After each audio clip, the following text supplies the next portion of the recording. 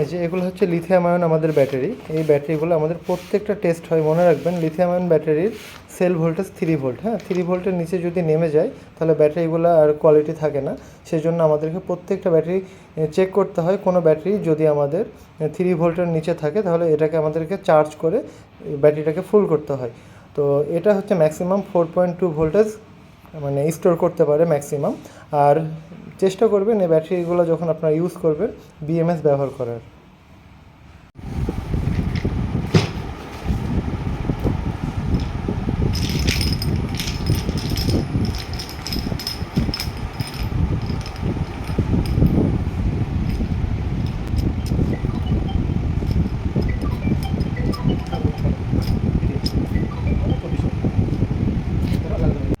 যে আমরা ডিসি ভোল্টেজে গিয়ে প্রত্যেকটা ব্যাটারি আমরা চেক করব, তবে আমাদের এই ব্যাটারিগুলো আমরা চেষ্টা করি কাস্টমারদেরকে ভালো কোয়ালিটির দেওয়ার। হ্যাঁ, এখন এই ব্যাটারিগুলো যদি কোনোটা নষ্ট হয় সেক্ষেত্রে কিন্তু আমরা কোম্পানি থেকে রিটার্ন পাবো না।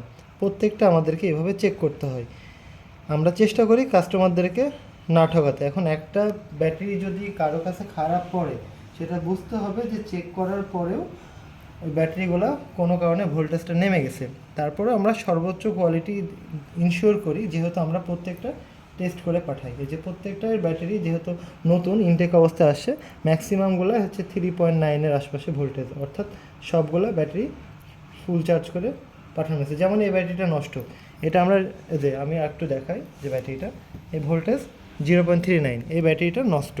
এই ব্যাটারিটা আমরা কখনোই চেঞ্জ পাবো না, এটা আমরা সরিয়ে রাখলাম। আচ্ছা, এই যে দেখেন ব্যাটারিগুলো দেখেন, আমরা এভাবে প্রত্যেকটা ব্যাটারি পরিমাপ করি।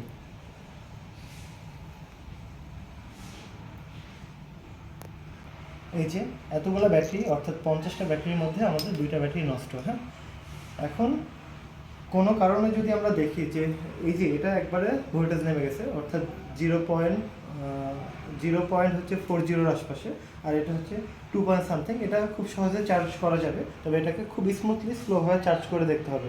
যদি চার্জ হয় তাহলে ওকে, যদি চার্জ না হয় এটা ডিস্ট্রয় করে ফেলতে হবে বা ফেলে দিতে হবে।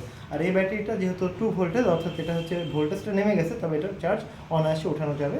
তবে খুব স্লোলি এগুলোকে চার্জে উঠাতে হবে চার্জ দিয়ে। ধন্যবাদ।